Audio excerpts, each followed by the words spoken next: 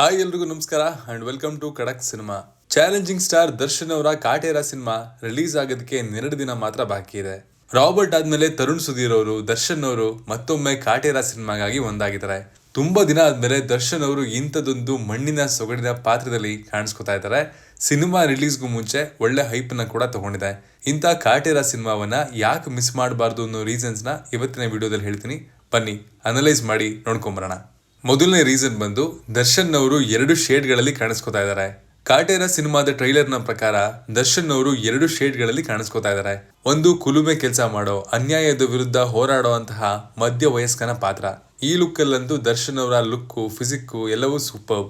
ಮತ್ತೊಂದು ಶೇಡ್ ನಲ್ಲಿ ವಯಸ್ಸಾದ ಲುಕ್ ಅಲ್ಲಿ ಕಾಣಿಸ್ಕೊಂಡಿದ್ದಾರೆ. ಕೋಣ ಹಿಡ್ಕೊಂಡು ಬರುವಂತಹ ಸೀನ್ ಅಲ್ಲಿ ವಯಸ್ಸಾದ ದರ್ಶನ್ ಅವರ ಸ್ಕ್ರೀನ್ ಪ್ರೆಸೆನ್ಸ್ ಅಂತೂ ಜಸ್ಟ್ ವಾವ್. ಸಿನಿಮಾದ ಎಡಿಟರ್ KM ಪ್ರಕಾಶ್ ಅವರು ಹೇಳಿರೋ ಪ್ರಕಾರ ಈ ಲುಕ್ಕು ಸಿನಿಮಾ ಪೂರ್ತಿ ಇರುತ್ತೆ. ಅಂದ್ರೆ ಯಾವುದೋ ಒಂದು ಶಾರ್ಟ್ ಅಲ್ಲಿ ಅಥವಾ ಒಂದು ಪೋರ್ಷನ್ ಅಲ್ಲಿ ಆ ಲುಕ್ಕು ಬಂದು ಹೋಗಲ್ಲ. ಸೊ ಆ ಲುಕ್ಕು ಪ್ರೆಸೆಂಟ್ ಲುಕ್ ಆಗಿರಬಹುದು. ಹಿಂದೆ ನಡೆದಂತಹ ಕಥೆಯನ್ನ ಆ ವಯಸ್ಸಾದ ವ್ಯಕ್ತಿ ನರೇಟ್ ಮಾಡಬಹುದು. ಸೊ ಈ ಲುಕ್ ಅಲ್ಲಿ ದರ್ಶನ್ ಅವರ ಪರ್ಫಾರ್ಮೆನ್ಸು, ಬಾಡಿ ಲ್ಯಾಂಗ್ವೇಜು ಎಲ್ಲ ಹೇಗಿರ್ಬೋದು ಅನ್ನುವಂತಹ ಕ್ಯೂರಿಯಾಸಿಟಿ ಜಾಸ್ತಿನೇ ಇದೆ. ಸೊ ಈ ಲುಕ್ಕು ಕಾಟೇರ ಸಿನಿಮಾದ one of the biggest USP. ಇನ್ನು ಎರಡನೇ ರೀಸನ್ ಬಂದು content and commercial blend. Kaatera ಸಿನಿಮಾದ ಟ್ರೈಲರ್ ಹಾಗೂ ಸಿನಿಮಾ ತಂಡದವರ ಇಂಟರ್ವ್ಯೂಗಳನ್ನ ನೋಡಿ ಗೊತ್ತಾಗಿದ್ದೇನೆಂದ್ರೆ ಕಾಟೇರ ಸಿನಿಮಾದಲ್ಲಿ ಕಂಟೆಂಟ್ ಇದೆ ಹಾಗೂ ಕಮರ್ಷಿಯಲ್ ಸಿನಿಮಾದಲ್ಲಿ ಬೇಕಿರುವಂತಹ ಎಲ್ಲಾ ಎಲಿಮೆಂಟ್ಸ್ ಗಳು ಕೂಡ ಇವೆ ಅನ್ನೋದು. ಸಿನಿಮಾದಲ್ಲಿ 70ರ ದಶಕದಲ್ಲಿ ನಡೆದಂತಹ ಬಡವ ಶ್ರೀಮಂತರ ನಡುವಿನ ಕ್ಲಾಶ್ ಇದೆ, ರೈತರ ಹೋರಾಟಗಳಿವೆ. ಇಂಥ ಕಂಟೆಂಟ್ ಓರಿಯೆಂಟೆಡ್ ವಿಷಯಗಳ ಜೊತೆಗೆ ಒಂದು love story, family emotions, Ram Lakshman ಅವರ ಆಕ್ಷನ್ ಸೀಕ್ವೆನ್ಸ್ಗಳು, ಕಾಟೇರ ಪಾತ್ರದ ಜೊತೆಗೆ ರೋಹಿತ್ ಹಾಗೂ ಬೀರಾದರ್ ಅವರ ಕೆಮಿಸ್ಟ್ರಿ, ವಿಲನ್ ಗಳ ಜೊತೆಗೆ ಹೊಡೆದಾಟ, ಈ ತರದ ಕಮರ್ಷಿಯಲ್ ಎಲಿಮೆಂಟ್ಸ್ ಕೂಡ ಇರೋದ್ರಿಂದ ಸಿನಿಮಾ ಕಂಟೆಂಟ್ ಹಾಗೂ ಕಮರ್ಷಿಯಲ್ ಆಸ್ಪೆಕ್ಟ್ಸ್ ಗಳ ಬ್ಲೆಂಡ್ ಆಗಿರಲಿದೆ ಅನ್ನೋದನ್ನ ಸಿನಿಮಾ ಟೀಮು ಹೇಳ್ತಾ ಬಂದಿರೋದು ಕೂಡ ಒನ್ ಆಫ್ ದ ರೀಸನ್. ಇನ್ನು ಮೂರನೇ ರೀಸನ್ ಬಂದು ಬೇಸ್ಡ್ ಆನ್ ರಿಯಲ್ ಇನ್ಸಿಡೆಂಟ್ಸ್. ಈ ಸಿನಿಮಾ ಲಾಂಚ್ ಆಗಿದಾಗ್ಲಿಂದನೂ ತರುಣ್ ಅಂಡ್ ಟೀಮ್ ಅವರು ಆಡಿಯನ್ಸ್ಗೆ ಫೀಡ್ ಮಾಡ್ಕೊಂಡು ಬಂದಿರೋದು ಇದೊಂದು ನೈಜ ಘಟನೆಗಳ ಮೇಲೆ ಆಧರಿಸಿದಂತಹ ಸಿನಿಮಾ ಅಂತ. ಒಂದೇ ಒಂದು ರಿಯಲ್ ಲೈಫ್ ಇನ್ಸಿಡೆಂಟ್ ಗಳನ್ನ ಇಟ್ಕೊಂಡು ಸಿನಿಮಾ ಮಾಡಿಲ್ಲ, 2-3 ರಿಯಲ್ ಲೈಫ್ ಇನ್ಸಿಡೆಂಟ್ ಗಳನ್ನ ಬ್ಲೆಂಡ್ ಮಾಡಿ ಸಿನಿಮಾ ಮಾಡಿದ್ದಾರೆ ತರುಣ್. 70ರ ದಶಕದಲ್ಲಿ ಜಾರಿಯಾದಂತಹ ಉಳುವವನೇ ಭೂಮಿಯ ಒಡೆಯ ಕಾನೂನಿನ ಸುತ್ತ ನಡೆದಿರಬಹುದಾದಂತಹ ಘಟನೆಗಳು ಕಾಟೇರ ಸಿನಿಮಾದಲ್ಲಿ ಬರುತ್ತೆ. ಟ್ರೈಲರ್ ಅಲ್ಲಿ ಸ್ಟಾರ್ಟಿಂಗ್ ನಲ್ಲಿ ಶ್ವೇತಾ ಪ್ರಸಾದ್ ಅವರು ಒಂದು ಡೈಲಾಗ್ ಹೇಳ್ತಾರೆ, ಇಷ್ಟೊಂದು ಸ್ಕೆಲಿಟನ್ ಗಳನ್ನ ಒಂದೇ ಜಾಗದಲ್ಲಿ ಇದೇ ಫಸ್ಟ್ ಟೈಮ್ ನೋಡ್ತಾ ಇರೋದು ಅಂತ. ಸುಮಾರು 1968ರಲ್ಲಿ ತಮಿಳುನಾಡಿನಲ್ಲಿ ರೈತರು ಹೆಚ್ಚಿಗೆ ಕೂಲಿ ಕೇಳಿದ್ರಿಂದ ಸುಮಾರು 44 ರೈತರನ್ನ ಜಮೀನಿನ ಮಾಲೀಕರು ಗ್ಯಾಂಗ್ ಒಂದನ್ನ ಯೂಸ್ ಮಾಡಿಕೊಂಡು ಕೊಲೆ ಮಾಡಿಸಿದ್ರು. ಕಾಟೇರಾದ ಮಸಕರ್ ಸೀನ್ ನೋಡಿದಾಗ ಈ ಘಟನೆಗೆ ಹತ್ತಿರ ಇರುವ ಕಾಣುತ್ತೆ.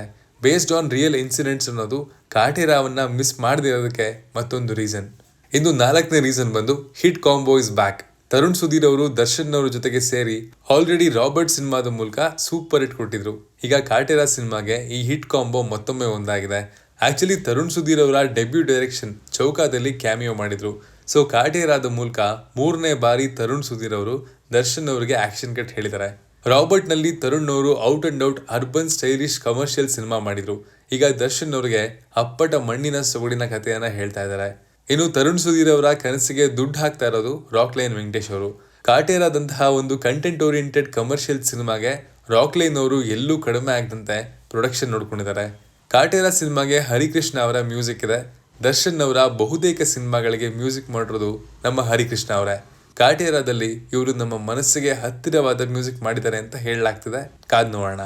ಇನ್ನು ಈ ಸಿನಿಮಾದ ಹೀರೋಯಿನ್ ಆಗಿ ಮಾಲಾಶ್ರೀ ಹಾಗೂ ರಾಮು ಅವರ ಸುಪುತ್ರಿ ಆರಾಧನಾ ಅವರು ಡೆಬ್ಯೂ ಮಾಡ್ತಾ ಇದ್ದಾರೆ.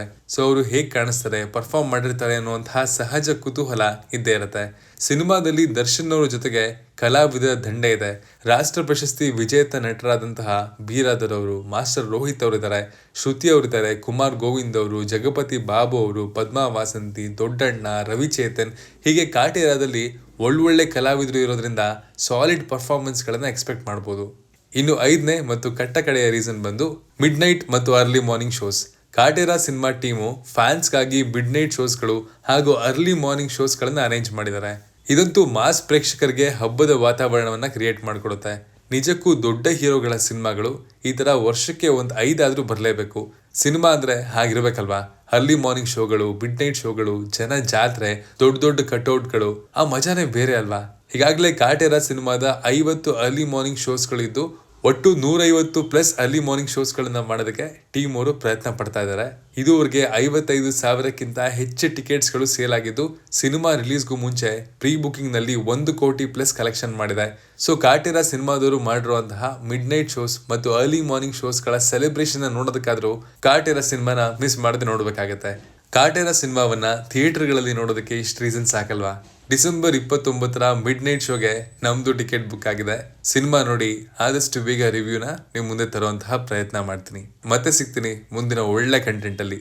ಕಂಟೆಂಟ್ ಬರೆದಿರೋದು ವಿನೋದ್ ಎನ್ ಕುಮಾರ್ ಮತ್ತು ಅದಕ್ಕೆ ಧ್ವನಿಯಾಗಿರೋದು ಮನು. Signing off.